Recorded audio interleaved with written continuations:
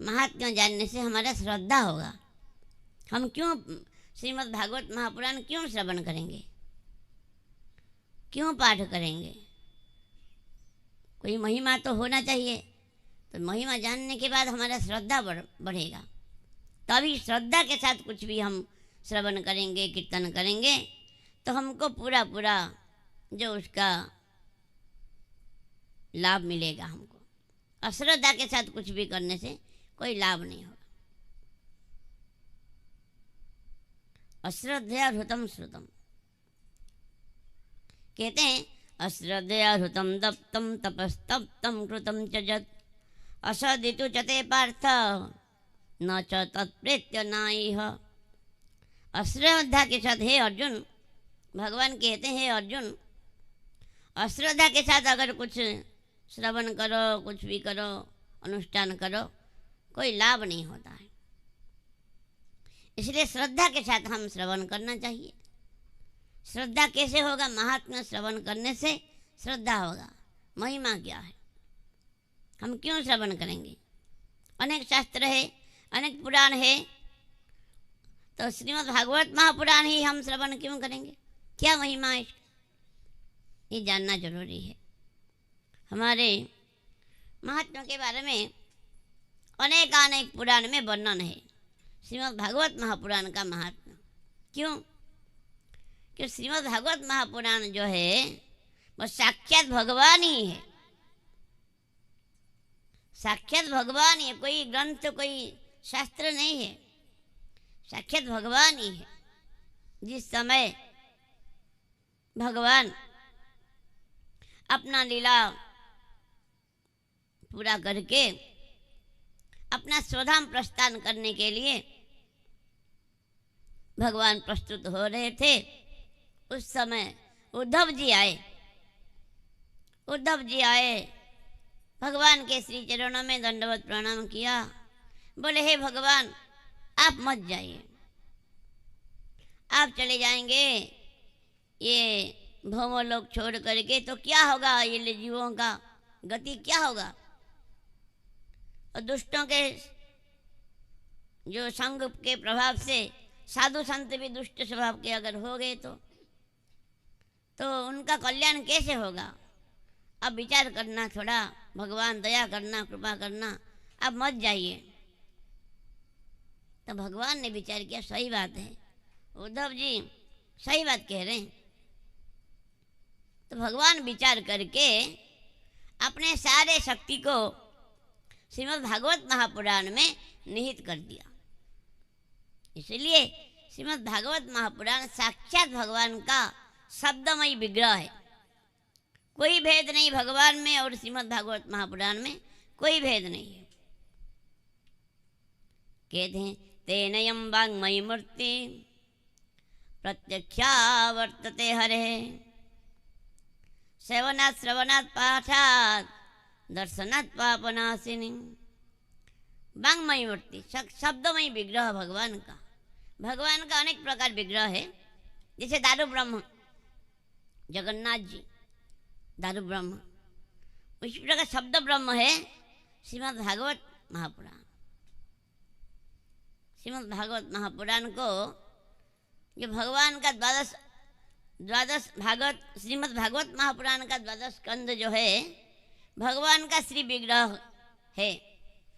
कैसे?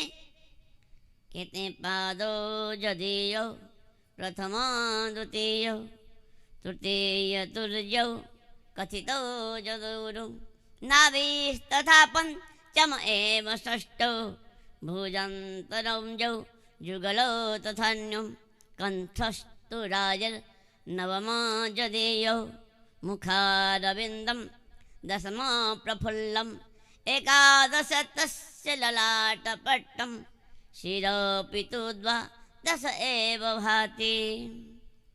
प्रथम स्कंद और द्वितीय स्कंद भगवान का दो चरण है। तृतीय स्कंद और चतुर्थ स्कंद भगवान के दो जंघाएं हैं। पंचम स्कंद भगवान का नाभि प्रदेश है।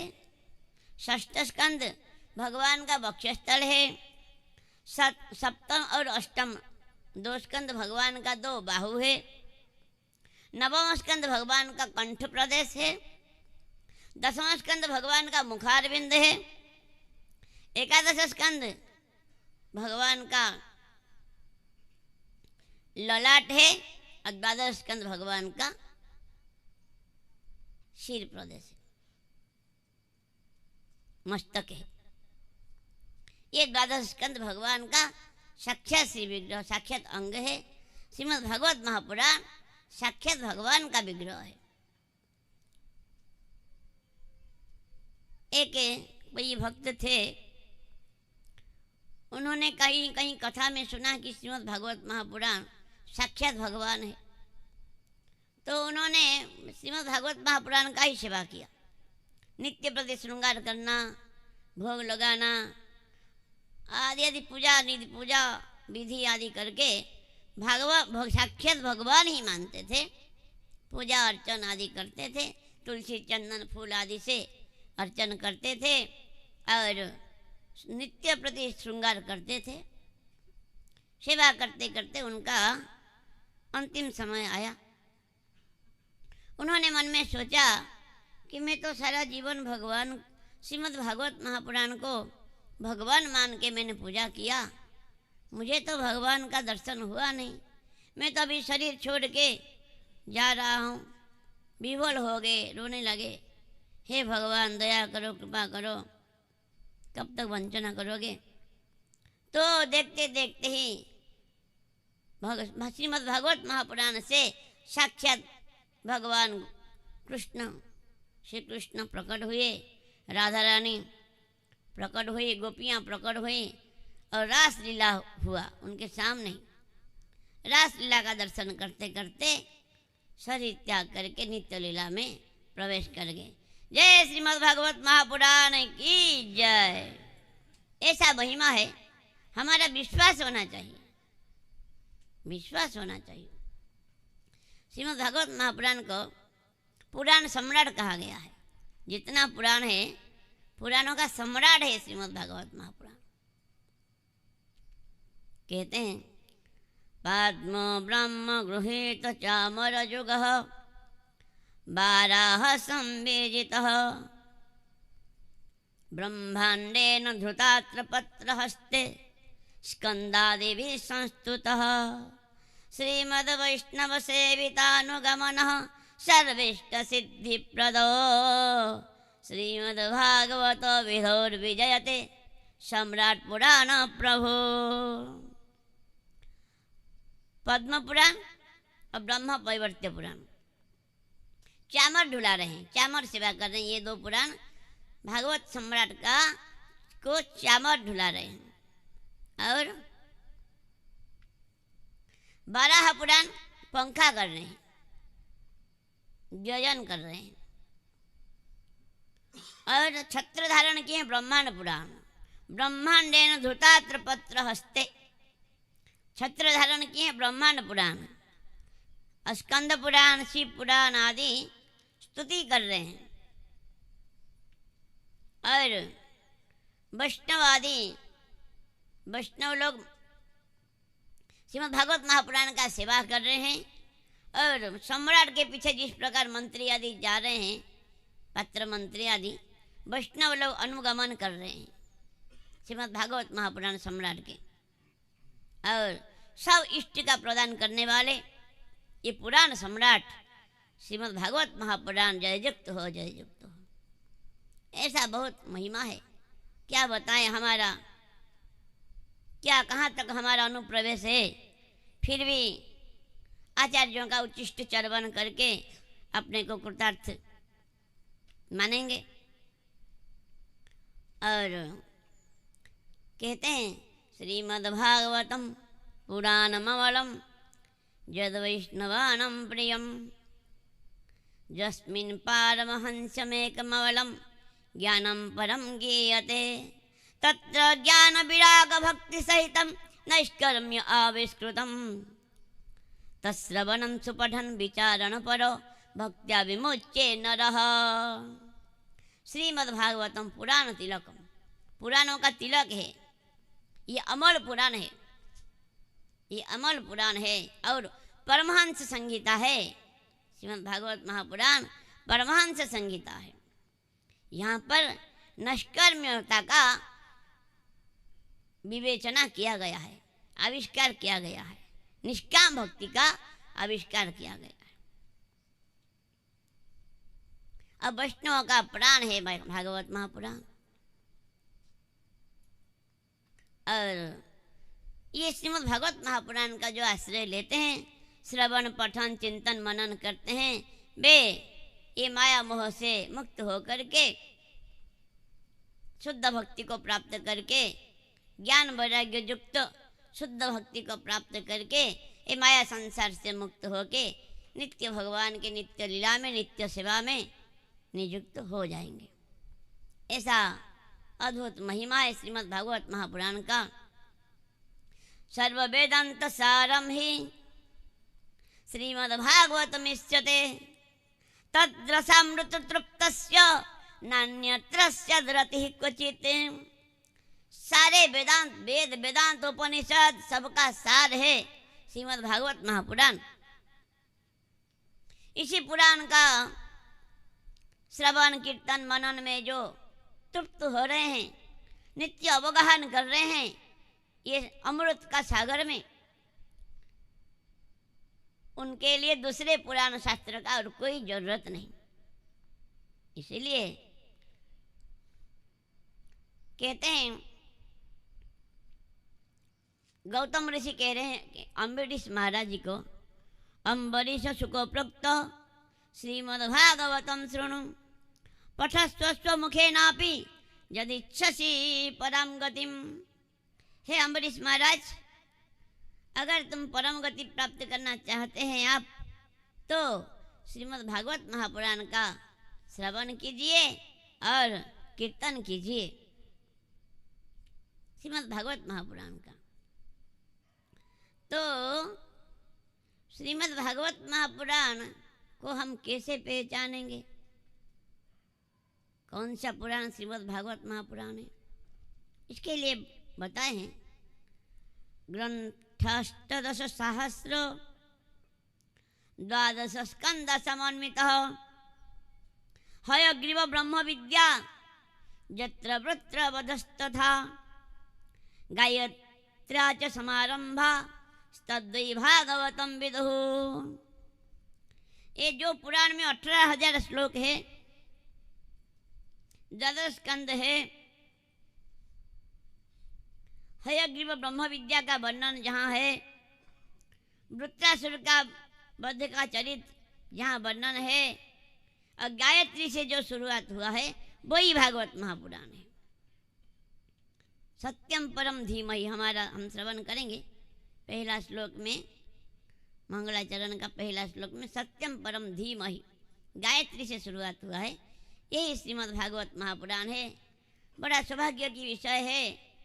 ये वृंदावन बरसना धाम में हम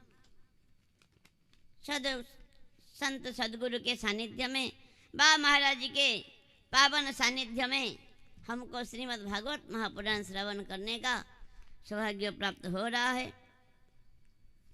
भागवत 2 प्रकार है।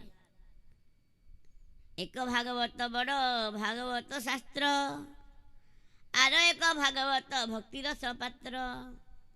2 भागवत है।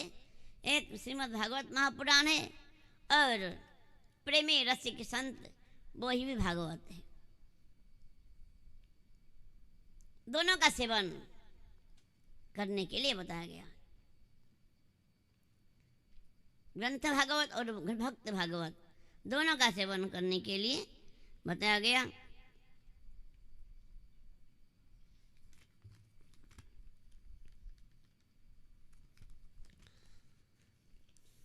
तो हम अभी श्रवण करेंगे श्रीमद् भागवत महापुराण का महात्म्य में। 2 पुराण में विशेष महात्म्य वर्णन है, पद्म पुराण और स्कंद पुराण में। 2 पुराण में विशेष महात्म्य का वर्णन है। पद्म पुराण का महात्म्य के बारे में पहले थोड़ा श्रवण करेंगे। सच्चिदानंद रूपाय विश्वोत्पत्त्यादि हेतवे तापत्र विनाशाय श्री कृष्णाय वयम नमः। जो सच्चिदानंद स्वरूप भगवान है, सच्चित आनंद, सत सत्य, त्रिकाल सत्य है भगवान, नित्य है भगवान। भगवान नित्य वस्तु है और चिन्मय है, ज्ञानमय है, अक्षय ज्ञानमय तत्व है भगवान, नित्य चेतन है और आनंदमय है भगवान।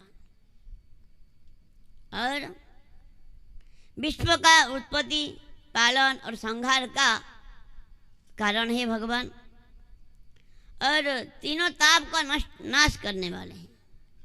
आध्यात्मिक, आदि भौतिक और आदि दैविक। आदि दैविक क्या? जैसे बरसात होता है और मरुड़ी होता है, जो जो दैवी दुर्विपाक है वो आदि दैविक। आदि भौतिक जीवों के द्वारा जो कष्ट होता है, सर्प बिच्छू आदि जीवों के द्वारा जो कष्ट होता है आदि भौतिक है। आध्यात्मिक वो बीमारी आदि जो होता है आध्यात्मिक। जो भगवान का जो आश्रय लेते हैं, शरण में जो आते हैं, तीनों ताप का भगवान नाश करते हैं। ऐसे भगवान के चरणों में श्री कृष्णाय वयम नमः। श्री कृष्ण, श्री मतलब राधा रानी, राधा रानी के साथ जो कृष्ण है उनको हम प्रणाम करते हैं। आगे कहते हैं जम प्रव्रजंत मनुपेतमपेत कृत्यम द्वैपायन विरह कातर आजुभाव पुत्रेति तन्मयतया तर्वभिनेदो तम सर्वभूत हृदय मुनिमानतोऽस्मि। सुखदेव गोस्वामी का स्तुति किया गया है। सुखदेव गोस्वामी जम प्रव्रजंत मनोपेतम अपेत कृत्यम, उनका जात कर्म संस्कार भी हुआ नहीं था। जन्म लेते ही गृह त्याग करके वन के ओर प्रस्थान किया और पीछे पीछे व्यासदेव भगवान बुला रहे हैं, पुत्र रुक जाओ रुक जाओ। इस प्रकार व्यासदेव भगवान बुला रहे हैं, लेकिन सुखदेव गोस्वामी सर्वभूत हृदय होने के कारण सब में समाये हुए हैं। तो उनके तरफ से वृक्ष लोग उत्तर दे रहे हैं।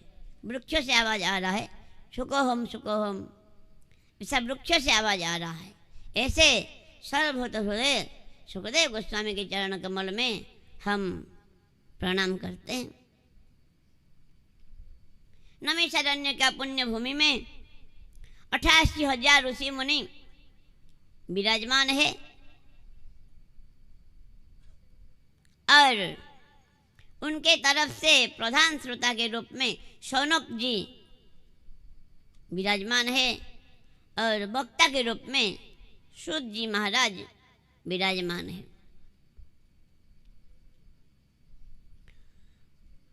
शौनक जी महाराज ने सूत जी महाराज को प्रणाम किया और इस प्रकार बोले, अज्ञान धंत विध्वंस कोटि सूर्य सम प्रभो श्रुताख्या ही कथा सारम मम कर्ण रसायनम। हे सूत जी महाराज, आपका जो ज्ञान करोड़ों सूर्य के समान है। जो सूर्य भगवान जो बाह्य अंधकार को तो दूर करने में समर्थ है, लेकिन जीव के हृदय में जो अज्ञान रूपी अंधकार है उसको दूर करने के लिए आपका जो ज्ञान है करोड़ों सूर्य के समान है, वो समर्थ है। जीवों का हृदयगत अज्ञान को दूर करने में समर्थ है। इसीलिए हे सूत जी महाराज, आप बताइए कि ज्ञान वैराग्य में जो के साथ जो भक्ति का वृद्धि कैसे होगा, महान विवेक की प्राप्ति कैसे होगा, वैष्णव लोग ये माया से कैसे मुक्त होंगे। ये तो घोर कलिकाल आ गया।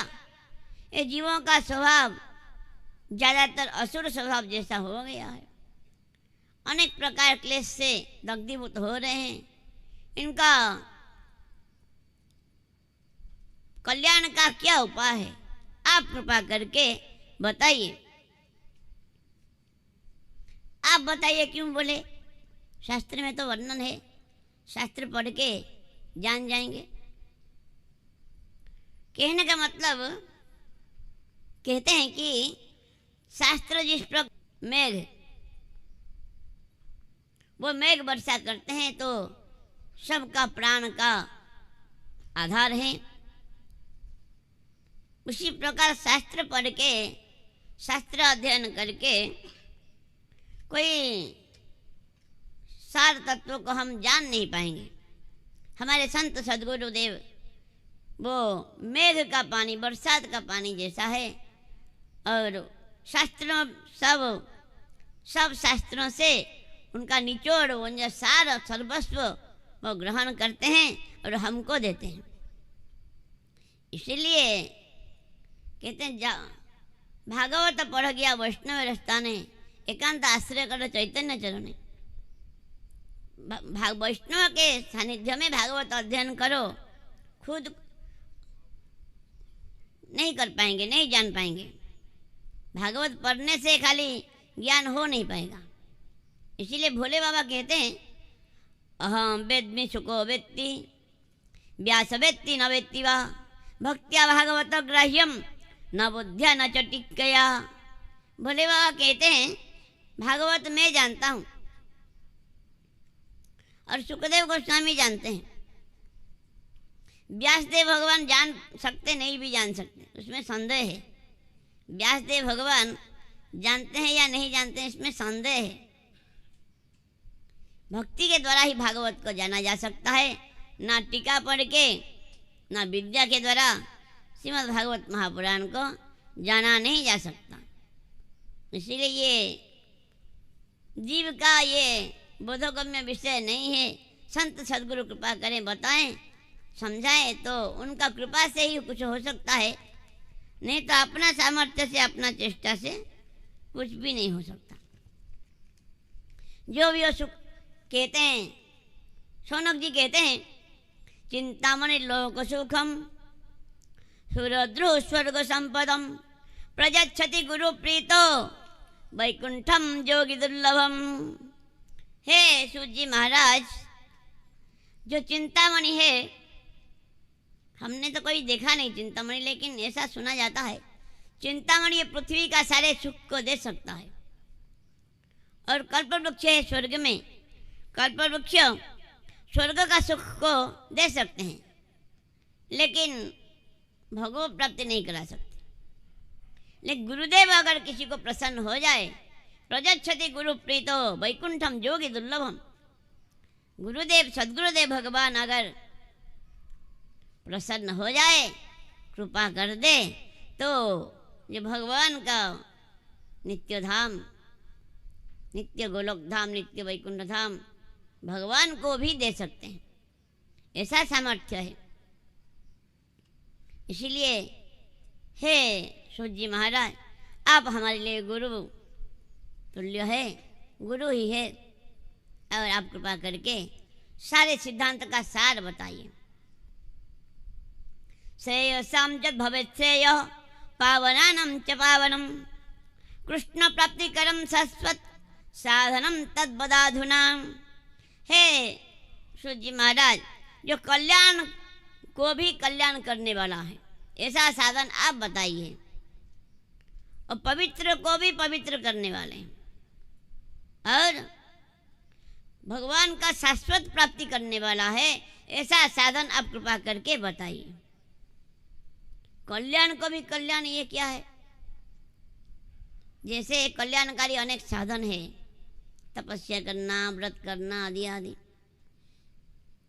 और पवित्र साधन भी बहुत है। गंगा स्नान आदि करना वो पवित्र है, पवित्र माना जाता है। लेकिन पवित्र से भी पवित्र है, कल्याण से भी कल्याण है, और भगवान का शाश्वत प्राप्ति करने वाला है। ऐसा कौन सा साधन है? आप कृपा करके बताइए। इस प्रकार शौनक जी ने प्रार्थना किया। सूत जी महाराज कहते हैं, हे शौनक जी, आपके हृदय में भगवान के चरणों में प्रेम है, भक्ति है, इसलिए सारे सिद्धांत का सार मैं आपको बताऊंगा। आप सावधान होकर श्रवण करना, क्योंकि सावधान नहीं होने से प्रमादेन हतम श्रुतम, कोई फल नहीं मिलेगा, कोई लाभ नहीं होगा। प्रमाद के साथ श्रवण करने से कोई लाभ नहीं होगा। इसलिए कहते हैं सावधानतया श्रवणो, सावधान होके श्रवण कीजिए। मैं सारे सिद्धांत आपको बताऊंगा, आप सावधान होकर श्रवण कीजिए। कहते हैं सूत जी महाराज, काल व्याल मुखग्रास त्रास निर्नाश हेतवे श्रीमद्भागवतम शास्त्रम कलोकीरेण भाषितम। कलयुग में काल रूपी सर्प के ग्रास हम सब हो रहे हैं। काल रूपी सर्प किसी को छोड़ा नहीं। तो कहते हैं काल रूपी सर्प के भय से मुक्त करने के लिए ये हमारे सुखदेव गोस्वामी ने श्रीमद् भागवत महापुराण का प्रवचन किया है।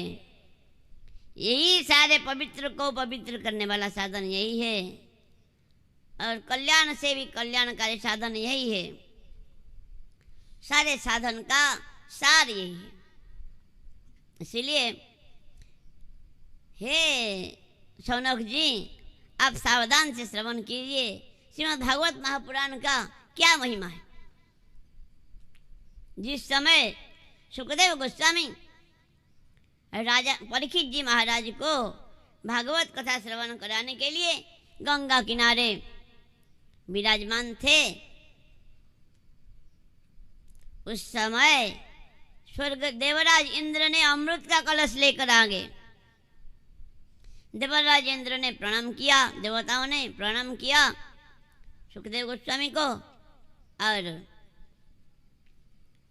बोले कि हे सुखदेव गोस्वामी महाराज, आप ये जो हमने श्रवण किया कि परीक्षित महाराज को आज से 7वें दिन में तक्षक दंशन करेगा, इसलिए हम स्वर्ग से अमृत लेकर आए हैं।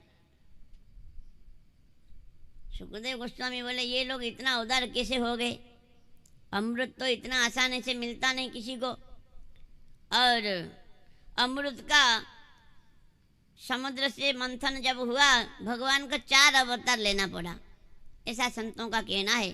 पहले मंदराचल को लेकर के आए क्षीर सागर के तट पर, अजित अवतार, फिर कच्छप अवतार। भगवान मंदराचल नीचे नीचे जा रहे थे तो कच्छप भगवान वो मंदराचल के नीचे रह गए, कच्छप अवतार भी हुआ। फिर अमृत कलश लेकर के धन्वंतरी भगवान प्रकट हुए, और जब देवताओं दैत्यों में लड़ाई होने लगा अमृत को पाने के लिए, तब भगवान मोहिनी अवतार धारण किया, 4 अवतार धारण किया भगवान ने अमृत के लिए पाने के लिए,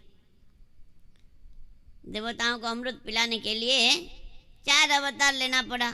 वही अमृत ऐसे ही कैसे लेके आ गए देवता लोग, इतना अवतार कैसे हो गए? बोले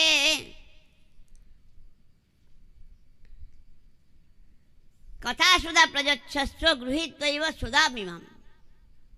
बोले ये जो स्वर्ग का अमृत पिला दीजिए परीक्षित महाराज जी को, वो अमर हो जाएंगे, मृत्यु है नहीं रहेगा, और हमको भागवत कथा अमृत दीजिए। तो सुखदेव गोस्वामी परीक्षित महाराज जी को देखा, इनका कितना क्या अमृत पीने के लिए इनका लोभ है क्या? अगर लोभ है तो मैं क्यों इतना कष्ट करके कथा क्यों सुनाऊंगा? 7 दिन तक अमृत पी ले, कोई बात नहीं।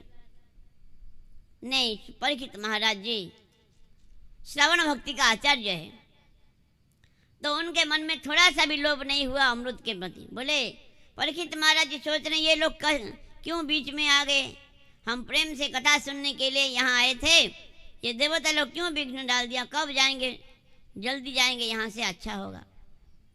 तो सुखदेव गोस्वामी बड़ा प्रसन्न हो गए और सुखदेव गोस्वामी बोले को सुधा को कथालोके को कचो को मणिर्महान ब्रह्मरात विचार जैव तदा देवांजहास। अरे देखो देखो देखो, कहाँ तुच्छ स्वर्ग का अमृत, कहाँ श्रीमद् भागवत कथा अमृत, कहाँ कांच का टुकड़ा और कहाँ महामूल्य मणि। स्वर्ग का अमृत है कांच का टुकड़ा के बराबर। श्रीमद् भागवत महापुराण के आगे स्वर्ग का अमृत जो है कांच के टुकड़ा के बराबर है। ब्रह्मरा तो विचार जैव तदा देवांजहास, उनको फटकार के भगा दिया। बोले कांच दे करके मणि लेना चाहते हो तुम लोग? स्वर्ग का अमृत क्या है?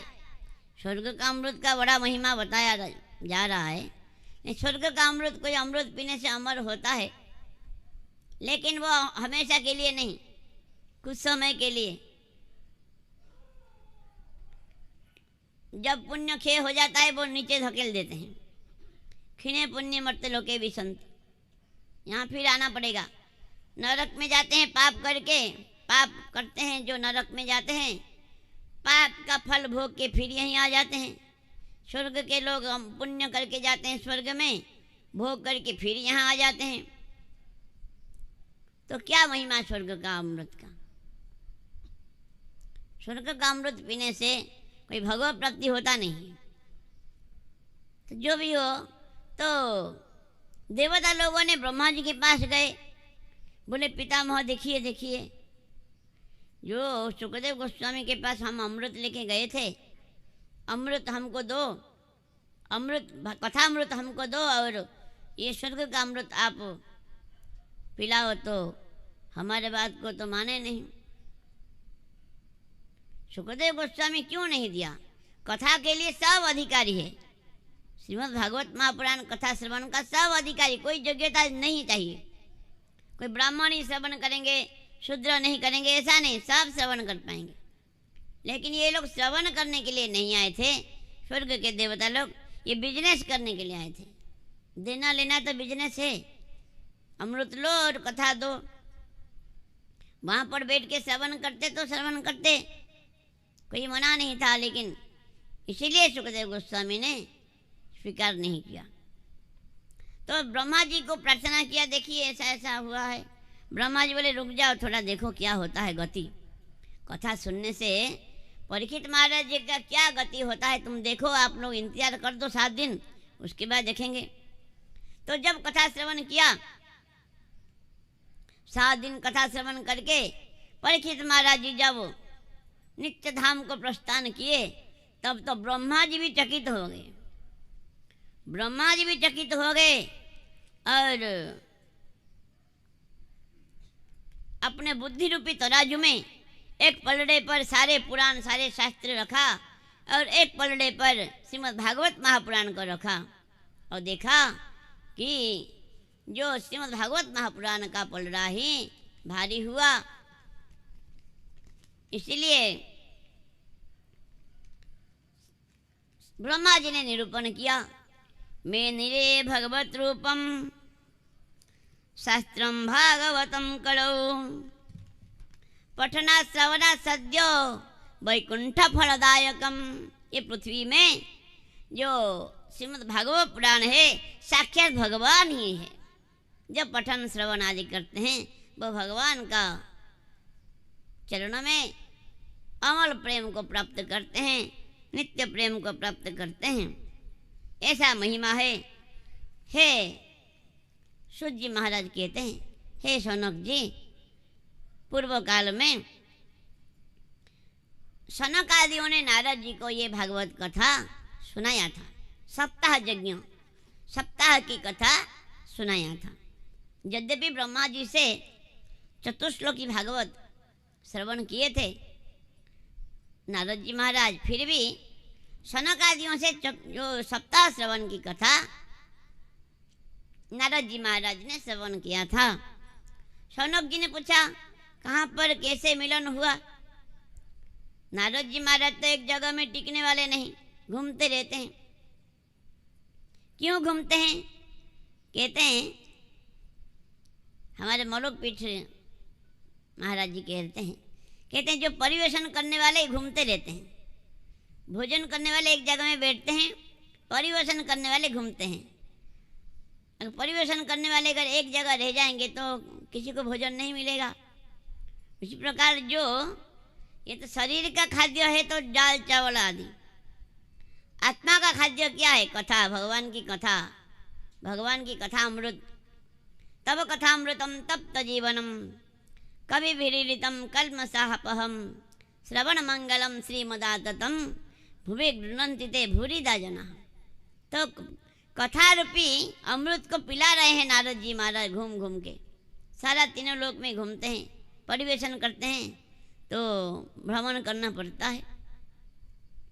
तो इसलिए कहते हैं, सूत जी महाराज कहते हैं, एक बार विशालपुरी बद्रिकाश्रम में, बद्रीनाथ में नारद जी का मिलन हुआ।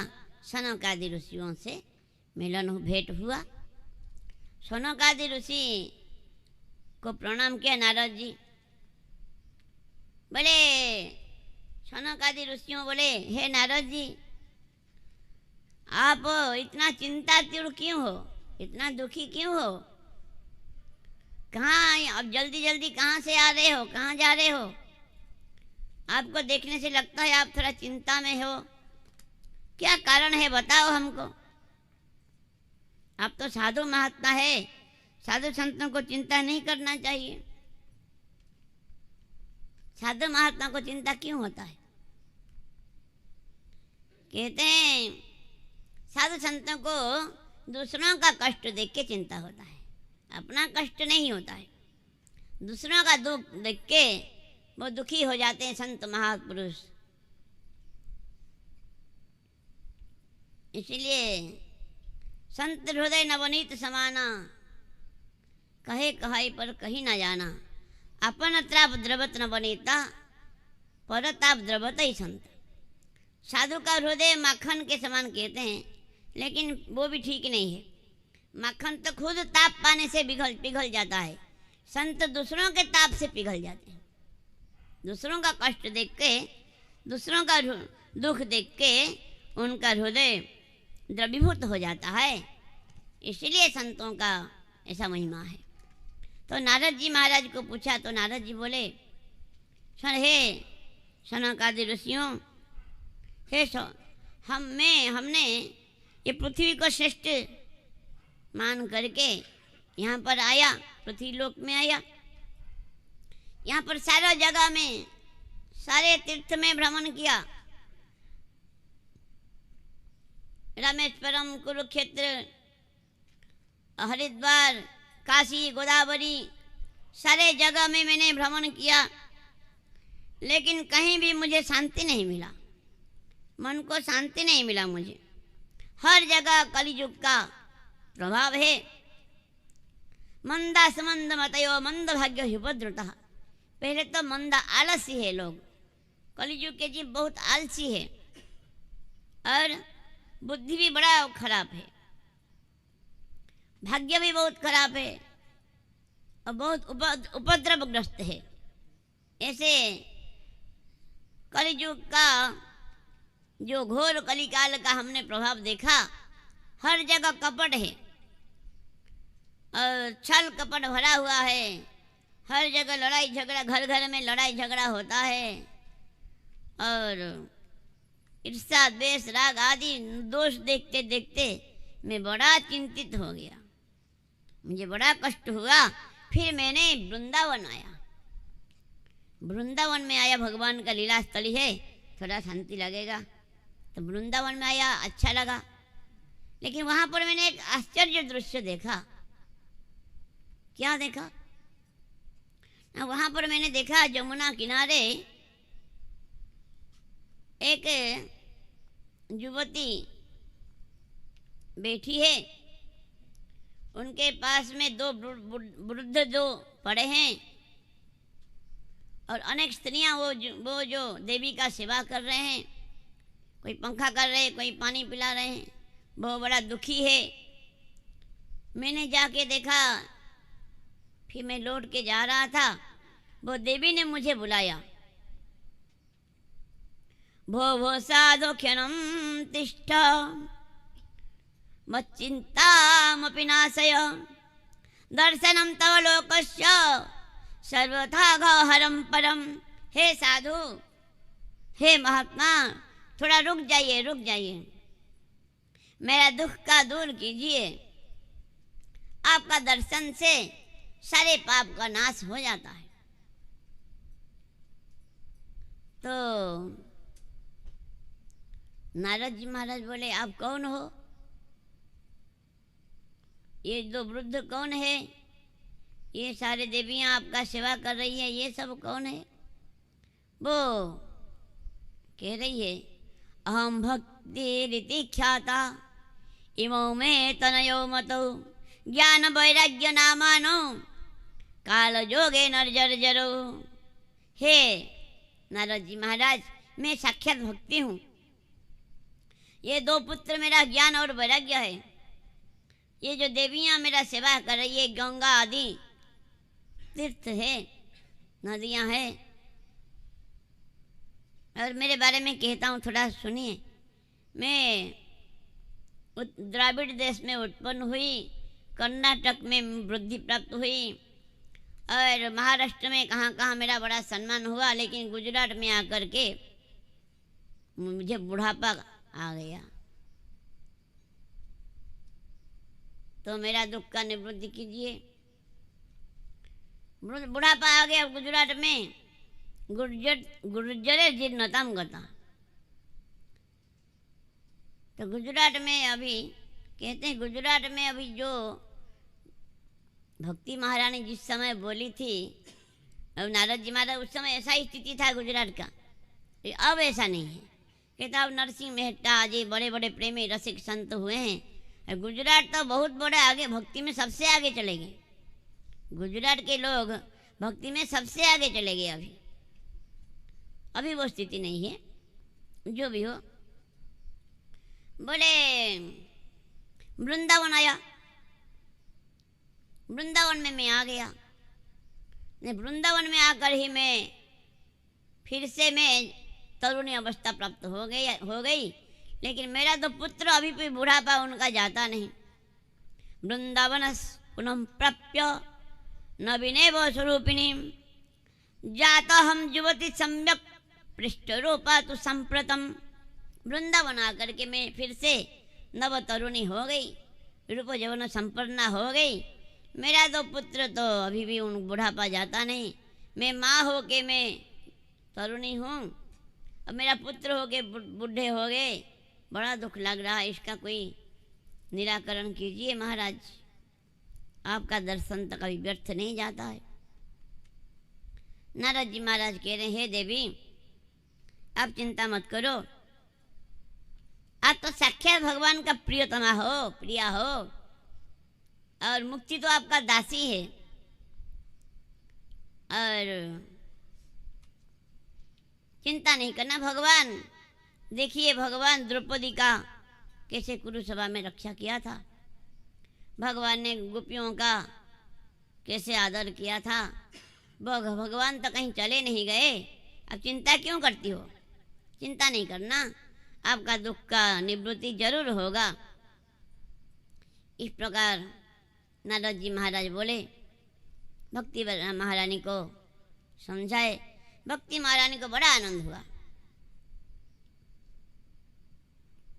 भक्ति महारानी को बड़ा आनंद हुआ और भक्ति महारानी भगवान नारद जी महाराज जी का स्तुति कर रही है। नारद जी महाराज जी को स्तुति किया।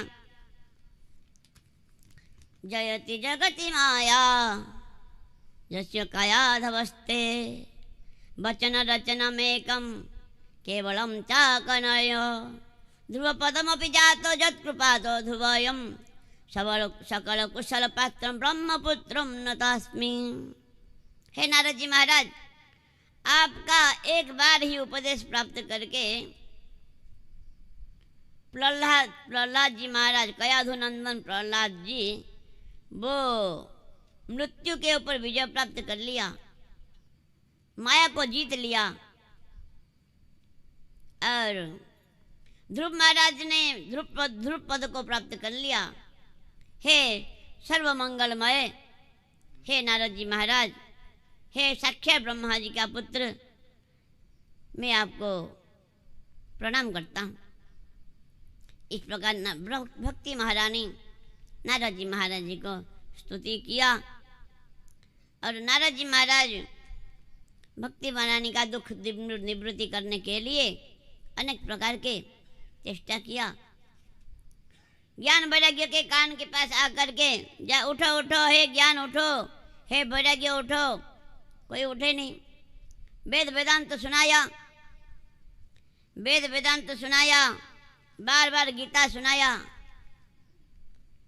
तो थोड़ा सा जैसे तैसे कष्ट करके थोड़ा उठे, फिर से लेट गए। नारद जी महाराज को बड़ा चिंता हुआ, क्या करेंगे, इतना सा चेष्टा करने पर भी उनका बुढ़ापा जाता नहीं, क्या करूं।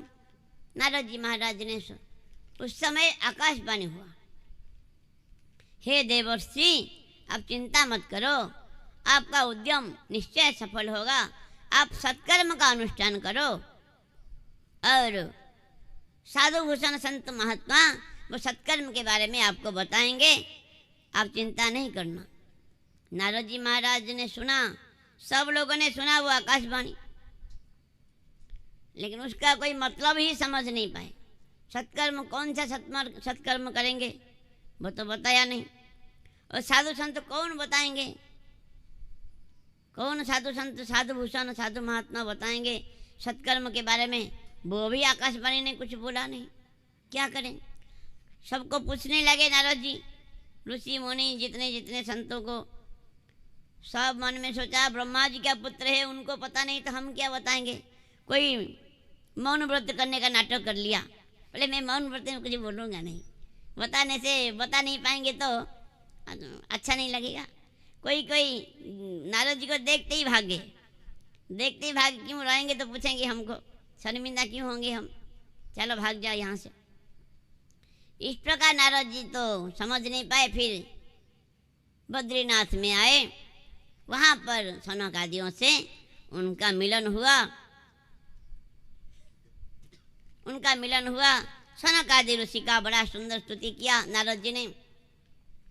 सदा वैकुंठ निलया हरि कीर्तन तत्परः लीलामृत रसन्मत्ता कथा मत्रे गजीबिनः।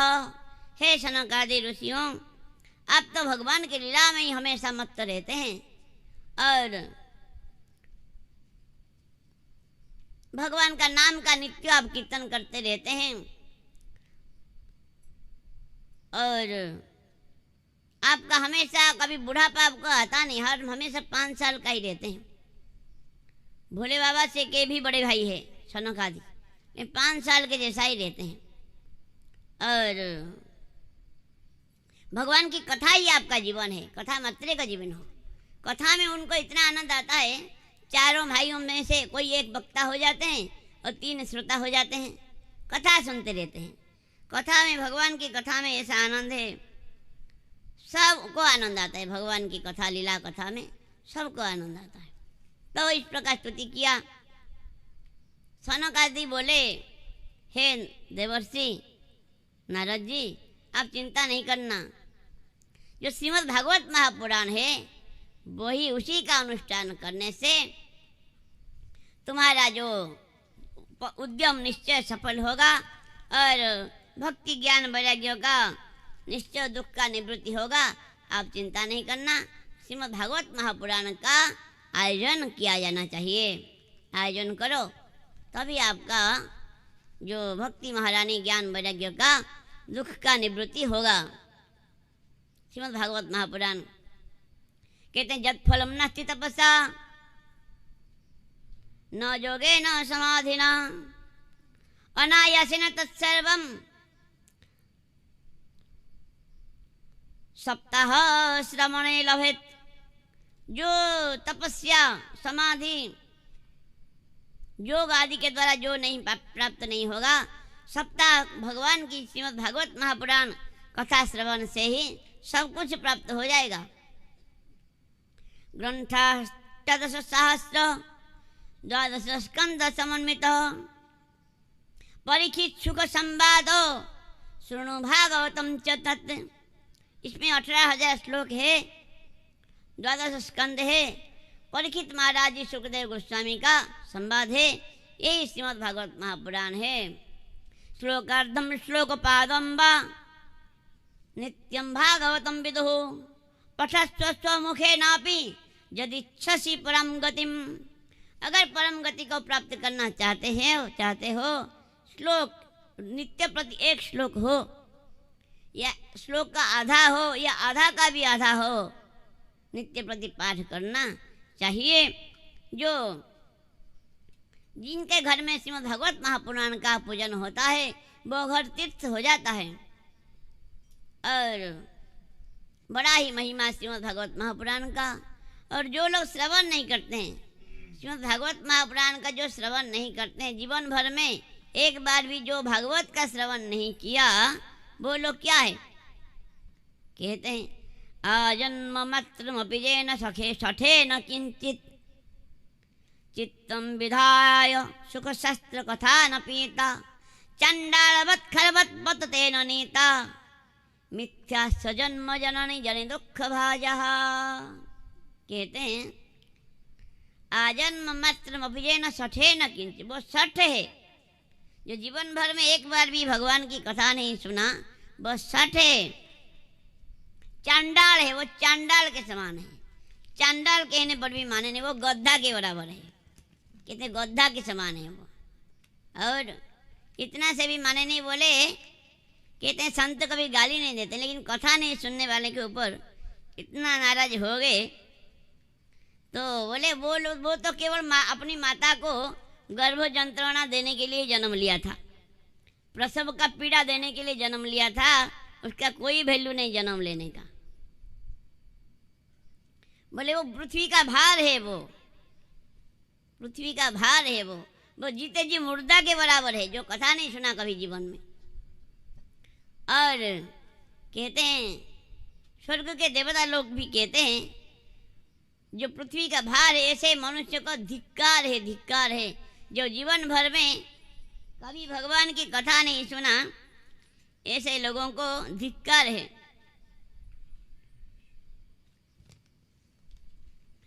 सदा सेव्या श्रीमद्भागवती कथा जस्य श्रवण मात्रेण हरिः चित्तं समाश्रयत्। सदा सेवन करना चाहिए, सदा नित्य श्रवण करना चाहिए, पठन करना चाहिए, जिनका श्रवण करने से भगवान हृदय में अवरुद्ध हो जाते हैं, भगवान हृदय में आके बंदी हो जाते हैं, अवरुद्ध हो जाते हैं। कहते हैं नृणां जन्म सहस्रेषु सहस्रेण भक्तो प्रीतिर्जायते। कहते हैं भगवान का भक्ति, ये निष्काम भक्ति का ये चर्चा हुआ है श्रीमद् भागवत महापुराण में। इसलिए हे नारद जी महाराज, श्रीमद् भागवत महापुराण का अनुष्ठान करो, ये भक्ति ज्ञान वैराग्य का दुख का निवृत्ति निश्चय होगा। ऐसा ही भागवत की महिमा कह रहे थे। उस समय क्या हुआ, आश्चर्य हुआ। भक्ति महारानी अपने तरुण अवस्था को प्राप्त किए दोनों पुत्रों के साथ वहाँ प्रकट हो गए, ज्ञान वैराग्य के साथ वहाँ पर प्रकट हो गए और प्रकट होकर भगवान का नाम कीर्तन कर रहे हैं। श्री कृष्ण गोविंद भक्ति सुतौ तौ तरुणौ गृहीत्वा प्रेमे करूपा सहसा विनाशित। श्री कृष्ण गोविंद हरे मुरारे नाथाय नाथेति नामानि मुहुर्वदन्ति। श्री कृष्ण गोविंद हरे मुरारे हे नाथ नारायण वासुदेव, इस प्रकार मंत्र कीर्तन करते करते वो भक्ति महारानी अपने दोनों पुत्र जो वृद्ध हो गए थे वो तरुण अवस्था को प्राप्त हो गए। भक्ति का श्रीमद् भागवत महापुराण का महात्मा ही चल रहा था अभी शुरू हुआ नहीं भागवत महापुराण की कथा। महात्मा श्रवण करके ही वो तरुणावस्था को प्राप्त होकर होकर भगवान का नाम कीर्तन कर रहे हैं। हम भी 2 मिनट नाम करेंगे थोड़ा।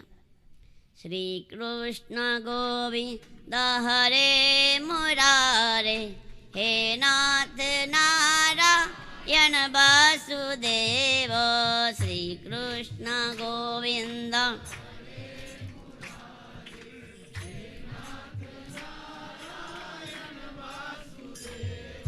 श्री कृष्ण गोविंद हरे मुरारे, हे नाथ नारायण वासुदेव।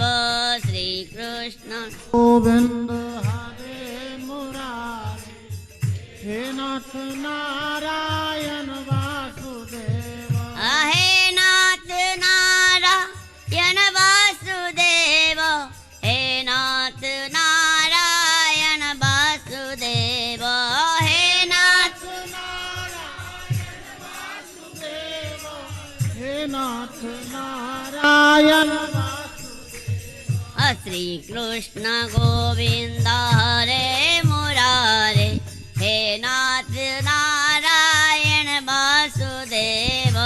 श्री कृष्ण गोविंद हरे मुरारे, हे नाथ नारायण वासुदेव। जय जय श्री राधेश्याम। तो इस प्रकार बड़ा सुंदर परिवेश हुआ है आनंद घाट में। आनंद घाट में बोले आनंद घाट नामक एक जगह है हरिद्वार के पास, वहाँ आयोजन किया जाए भागवत महापुराण का। वहाँ पर नारद जी सनक आदि ऋषियों के साथ वहाँ पर आए। जब पता चला सबको कि भागवत कथा हो रहा है, तो सारे देवता ऋषि मुनि गंधर्व यक्ष राक्षस किन्नर सब वहाँ पर प्रकट हुए, आ गए कथा सुनने के लिए। और गंगा आदि नदियाँ, पुष्कर आदि सरोवर और हिमालय आदि पर्वत, दंडक आदि अरण्य, कुरुक्षेत्र आदि क्षेत्र, 17 पुराण, 6 शास्त्र सब मूर्तिमंत होकर के श्रीमद् भागवत महापुराण श्रवण करने के लिए वहाँ पर सब उपस्थित हुए। बड़ा आनंद का परिवेश हुआ। नारद जी महाराज ने पूछा सनकादियों से, श्रीमद् भागवत महापुराण का बड़ा सुंदर महिमा मुझे हमको श्रवण करने को मिल रहा है। हे सनकादि ऋषियों, आप बड़ा ही, आपका दर्शन बड़ा ही सौभाग्यवान है, आपका दर्शन बड़ा भाग्य से ही मिलता है।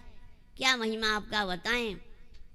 आप तो सहदेव के मुख से नित्य कथामृत का पान करते रहते हैं, और क्या बताएं आपका महिमा। लेकिन आप बताइए, कोई पापी का भी उद्धार हुआ है क्या कथा श्रवण करके?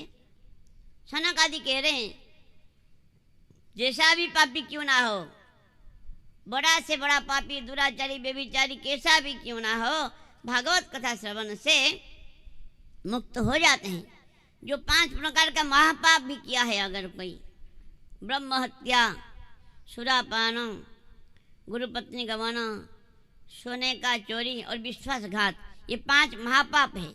ये महापाप भी कोई किया हो, भागवत कथा श्रवण से मुक्ति हो जाते हैं। अरे जीते जी अगर कोई मुक्ति कर नहीं पाया, सुन नहीं पाया, वो प्रेत बनने के बाद भी श्रवण करने से उद्धार हो जाता है। और जीते जी श्रवण किया तो क्या बताएं उनका महिमा। तो बताइए, ऐसा कोई एग्जाम्पल है क्या, उदाहरण है तो बताइए। बोले सुनो, तुंगभद्रा नदी के किनारे एक बड़ा अनुपम नगर बसा था। वहाँ पर आत्मदेव नाम का एक ब्राह्मण देवता रहते थे। उनका पत्नी का नाम धुंधुली। आत्मदेव ब्राह्मण तो बड़ा सदाचार संपन्न थे और वेदों का ज्ञाता थे, बड़ा तेजस्वी थे। लेकिन उनका पत्नी धुंधुली जो थी, लोकवार्ता रता क्रूरा प्राय बहु जल्पिका सुरा च गृह कृत्येषु कृपणा कलह प्रिया। ज़्यादा बात करने वाली थी। हमेशा लड़ाई झगड़ा नहीं करने से खाना हजम नहीं होता उसकी। और कृपणा थी, कलह प्रिया थी, ज़्यादा लड़ाई झगड़ा करती थी। और ऐसे दोनों पति पत्नी रहते थे, संपत्ति बहुत था, कोई संतान नहीं था उनका। संतान नहीं था तो वो बड़ा दुखी थे, दान पुण्य बहुत किया, लेकिन फिर भी कोई संतान हुआ नहीं। एक दिन बड़ा दुखी हो करके आत्मदेव ब्राह्मण घर छोड़ के जंगल की वन की तरफ चले गए। एक सरोवर, एक पोखरी में पानी पिया, थोड़ा वह मिला, इसलिए वो पुत्र से सुख मिलेगा ये छोड़ दो, भजन करो, भगवान का भजन करो। बोले वो आत्मदेव ब्राह्मण बोले, आप क्या कहते हैं, आपको पता है कुछ संसार के बारे में, कितना आनंद है संसार में। पुत्रादि सुखहीनोयम संन्यासम शुष्क एव हि गृहस्थ सरसो लोके पुत्र पुत्र समन्वित। कहते हैं सन्यासी में क्या रखा है, वो बेकार है, वो शुष्क है। गृहस्थ बड़ा आनंद है, पुत्र पोता नाती पोता होगा, पत्नी होगी, बहू बेटे होंगे, बड़ा आनंद है घर में। गृहस्थी में क्या आनंद, तुम क्या आप क्या जानोगे, इसीलिए आप पुत्र दे ही दीजिए। बोले मैं क्या बताऊं, तुम्हारा जो ललाट देख के पता चलता है तुम्हारा 7 जन्म तक कोई संतान नहीं है। दे लेके आए, फल को लेकर अपने पत्नी को दिया। पत्नी तो बड़ा दुष्टा थी, वो सोचा, अपना छोटी बहन आई थी, बोला उसको, पति को तो बोल दिया हाँ खा लूँगा बोल दिया, खाया नहीं। छोटी बहन को बोला मैं क्या करूँगी, देखो ये फल खाने से मैं गर्भवती हो जाऊँगी, मैं तो ज़्यादा खा नहीं पाऊँगी, गांव में कोई चोर डकैत आ गए तो मैं दौड़ नहीं पाऊँगी, और मेरे पेट में मैंने सुना था सुखदेव गोस्वामी 12 साल तक रह गए माँ की पेट में, मेरा पेट में भी रह गया तो मैं क्या करूँगी, बड़ा कष्ट है। मेरे हिसाब से तो बांझ होना अच्छा है, नहीं तो विधवा हो जाना बड़ा अच्छा है, ऐसा बोला। विधवा होना बांझ होना अच्छा है, पुत्र पोती टेंशन कौन लेगा, बेटा बेटी का टेंशन अच्छा नहीं। बोला क्या करूं बताओ। उसका बहन बोली, बोला ये गाय को खिला दे, कोई चिंता नहीं करना, मेरा कुछ दिन में एक बेटा होगा, मैं बेटा दे दूंगा तुमको, तुम पैसा दे देना। पैसा के बदले में बेटा को बेच दिया। बोले ठीक है ऐसा ही करेंगे। नाटक करने लगी, गर्भवती होने का नाटक करने लगी, और छोटी बहन का बेटा हो गया तो रातों रात ला के दे दिया,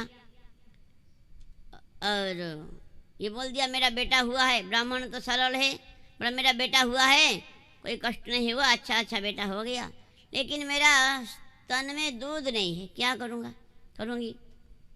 मेरा छोटी बहन का बच्चा हुआ था मर गया, उसका बुला लूँगी, वो दूध पिलाएगी। हाँ ऐसा ही करो। ऐसा ही किया। नाम क्या देंगे, बोला नाम ब्राह्मण को मत बुलाना, मैं ही नाम दूंगी, मेरा बेटा को मैं नाम दूंगी, ब्राह्मण क्यों देगा। बोले मेरा नाम धुंधुली है, मेरा बेटा का नाम धुंधुकारी होना चाहिए। ठीक है वैसा ही हो, धुंधुकारी नाम दे दिया। कहते हैं अज्ञान पाप वृत्ति का नाम है धुंधुली, उसको बढ़ाने वाले का नाम धुंधुकारी, नाम हो गया। उसी के 3 महीने के बाद गौ माता के गर्भ से भी एक संतान का जन्म लिया। मनुष्य शरीर था, कान गाय जैसा था, इसलिए उनको गोकर्ण नाम दिया गया। जय गोकर्ण महाराज की जय। बोले आत्मदेव ब्राह्मण को बड़ा आनंद हुआ, देखो कोई तो संतान नहीं था, अभी 2 संतान हो गया, ब्राह्मण का भी बेटा हुआ और गाय का भी बेटा हुआ, बड़ा आनंद हुआ। भगवान जब देते हैं छप्पर फाड़ के देते हैं, तो कभी एक भी नहीं था, 2 हो गए एक बार में ही, अच्छा हुआ। लेकिन धीरे धीरे दोनों बच्चा बड़े हुए। कहते गोकर्ण पंडित हो ज्ञानी धुंधुकारी महाखल। गोकर्ण महाराज तो बड़े पंडित ज्ञानी हुए, धुंधुकारी बड़ा दुष्ट हो गया, शराब पीता, मद्य और मांस आदि आहार करता, अभक्ष भक्षण करता, छोटे छोटे बच्चों को लाके कुएं में डाल देता, खेलने के लिए बुलाता और कुएं में डाल देता है। दूसरों के घर में आग लगाना, आदि चोरी करना और जुआ खेलना, घर का सारे संपत्ति बेच दिया, जुआ खेल दिया। और माता पिता को बड़ा कष्ट हुआ। आत्मदेव ब्राह्मण रो रहे हैं, पिटाई करूँगा, दो क्या है, दो नहीं तो पिटाई करूँगा बोला। पिताजी को ही पिटाई करने को बोला।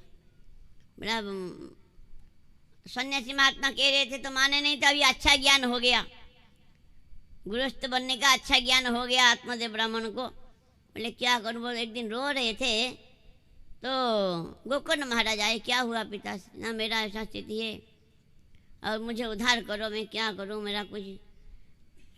गोकर्ण महाराज बोले, न च इंद्र से सुखम किंचित न सुखम चक्रवर्ती न सुखम अस्ति विरक्तस्य मुनिरेकांत जीवी न।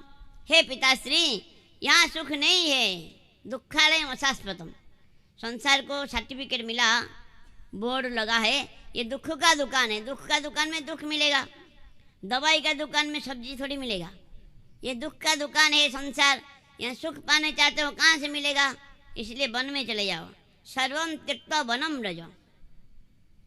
इस प्रकार उपदेश दिया।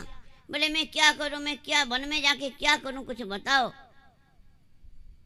तभी गोकर्ण महाराज ने बड़ा सुंदर दो श्लोक में बोले, देहेस्ति मंस रुधिरे भीमति त्वजत्वम जाया सुता दिशु सदा ममतां विमुञ्च पश्यानीशं जगदिदं क्षणभंगनिष्ठं वैराग्युग्रागरसिको भवभक्तिनिष्ठं।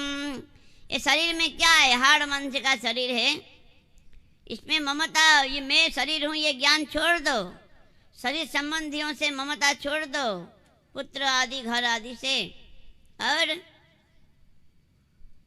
ये जगत को क्षणभंगुर समझो जानो, और वैराग्य राग का रसिक बनो, भक्तिनिष्ठ बनो।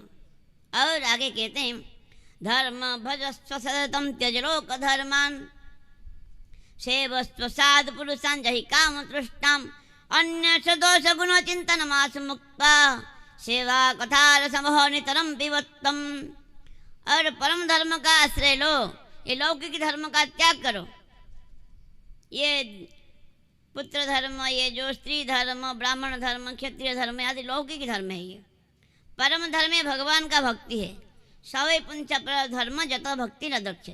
परम धर्म का आश्रय लो, लौकिक धर्म का त्याग करो, और दूसरों का गुण दोष चिंतन मत करो, और साधु संतों का सेवा करो, काम तृष्णा का त्याग करके, कोई काम निष्काम भाव से साधु संतों का सेवा करो, और परम धर्म का आश्रय लो, और भगवान का भजन करो, तुम्हारा कल्याण हो जाएगा। इस प्रकार गोकर्ण जी महाराज ने उपदेश दिया। वो घर छोड़ के आ गए आत्मदेव ब्राह्मण, और श्रीमद् भागवत महापुराण का 10वां स्कंद का पाठ कर किया, भजन साधन किया, उनका परम कल्याण हो गया, भगवत प्राप्ति हो गया। उधर उनका पत्नी धुंधुली को पिटाई करने लगा। धुंधुकारी बोला, कहाँ क्या रखा है, ला, नहीं तो मार दूंगा, जलता हुआ लकड़ी से पीट के मार दूंगा तुझे। बहुत डर के मारे कुएं में गिर के शरीर त्याग दिया धुंधुली। गोकर्ण महाराज ने सोचा, यहाँ रह के क्या लाभ हमारा, यहाँ तो पिताश्री चले गए, ये तो अच्छा नहीं, चले गए तीर्थ भ्रमण के लिए। गोकर्ण जी महाराज चले गए। ये धुंधुकारी तो बड़ा दुष्ट है, 5 वेश्याओं को ला करके घर में रखा, सोना चांदी आदि ला के देता था। वेश्या लोगों ने बोले, हमको तो आपने हार दिया नहीं पहनने को कभी। तो राजा के घर में चोरी करने के लिए गया, बहुत अलंकार लेके आया धुंधुकारी आया, धुंधुकारी बहुत अलंकार लेके आया। धुंधुकारी तो वो वेश्या लोगों ने बोले, वेश्या लोगों ने सोचा कि इसको मार देना अच्छा होगा, क्यों, राजा मारेगा तो पता चल जाएगा हमारा नाम, हमको भी मरना पड़ेगा। बोले धुंधुकारी, हम ही क्यों नहीं मार देंगे, अच्छा है मार के ले जाएंगे सारे धन। तो 4-5 वेश्याओं ने उसको बांध दिया, रस्सी से बांध के गला को दबा के मारने का कोशिश किया, फिर भी मरा नहीं। तो धुंधुकारी को जलता हुआ आग का अंगारा मुख में डाल दिया, बहुत तड़प कर वो मर गया। 5 वेश्याओं को पूछा लोगों ने, कहाँ गए तुम्हारा प्रियतम? बोले हमारा प्रियतम तो बड़े दूर जगह में गए हैं। इस प्रकार कह के वो चले गए। इसलिए दुष्ट स्त्रियों को कभी विश्वास नहीं करना चाहिए। सुधामय वचेजासम वाक्य चंदन शीतलम हृदय बन्नी सदृशम प्रिय को नाम जोशितम। ऐसा दुष्ट स्त्रियां हैं, वो तो मुख कमल जैसा मुख बड़ा सुंदर है, और अमृत जैसा वाणी कहते हैं, मीठी मीठी वाणी, लेकिन हृदय जो है तलवार जैसा है। इसलिए जो दुष्ट स्त्रियां हैं उनको विश्वास नहीं करना चाहिए कभी। जो भी हो, धुंधुकारी को मार दिया। धुंधुकारी तो महाभयंकर प्रेत बन के घूमने लगा। गोकर्ण जी महाराज कुछ तीर्थ भ्रमण करके आए अपने घर में, रात को वहीं सो गए अपने घर में। वो तो भयंकर रूप दिखाने लगा धुंधुकारी। धुंधुकारी कभी हाथी बन जाता, कभी इंद्र बन जाता, कभी भेड़ बन जाता, कभी अग्नि बन जाता। गोकर्ण महाराज ने सोचा ये कौन है, कौन है तू, यहाँ क्यों आया है? तो कुछ कह नहीं पाता है, तो पानी जल थोड़ा लेकर के मंत्र करके छिड़काव किया, कहने का शक्ति आया। बोला अहम भ्राता तुदेयस्मि धुंधुकारी नामत स्वकीय नैव दोषेण ब्रह्मत्वं नासितं मया। हे भ्राता, मैं तुम्हारा भाई धुंधुकारी हूँ, धुंधुकारी हूँ, और मेरे अपने कर्म के फल से मैं ऐसा प्रेत योनि प्राप्त हुआ हूँ। मेरा उद्धार करो भैया, मामोद्धरो दयानिधे, मेरा उद्धार करो, मेरा रक्षा करो, मैं क्या करूँ? बोला आप, तुम्हारे लिए तो मैंने गया में पिंड दान किया, तुम्हारा उद्धार कैसे नहीं हुआ? बोला 1000 गया दान पिंड दान करने पर भी मेरा उद्धार होगा नहीं, दूसरा कुछ करो। क्या करेंगे? ब्राह्मण लोगों को बुलाया, ब्राह्मण लोगों को बुलाया, कोई कुछ बता नहीं पाए तो सूर्य भगवान का ही गति को रोक लिया। गोकर्ण महाराज ने सूर्य भगवान का गति रोक लिया और सूर्य भगवान से पूछा क्या करें बताइए भगवान? बोले श्रीमद् भागवती वार्ता सप्ताह वाचन करो, भागवत कथा का अनुष्ठान करो, जरूर होगा। आषाढ़ मास में शुक्ल पक्ष नवमी तिथि में भागवत कथा का आयोजन किया गोकर्ण जी महाराज ने, और सब लोग आके भी सुनने लगे।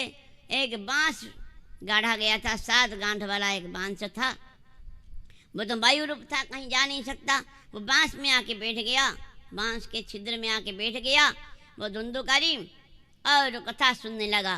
पहला दिन कथा हुआ, पूरा हुआ, एक गांठ चटक गया, दूसरा दिन में दूसरा गांठ चटक गया। 7 दिन जब कथा पूरा हुआ तभी तो बड़ा आश्चर्य हुआ। बड़ा पीताम्बर धारण किए, श्याम वेश है, ठाकुर भगवान की जैसा ही सुंदर रूप है, बनमाला धारण किया है, और तुलसी का माला है, और मुकुट है, सिर पर मुकुट है, बड़ा सुंदर रूप है। सबको बड़ा आश्चर्य हुआ। वो बड़ा खुशी हो करके धुंधुकारी अभी भगवत पार्षद बन गया। और गोकर्ण महाराज जी को प्रणाम किया। श्रीमद् भागवती धन्या प्रेत पीड़ा विनाशिनी, बड़ा श्रीमद् भागवत महापुराण धन्य है।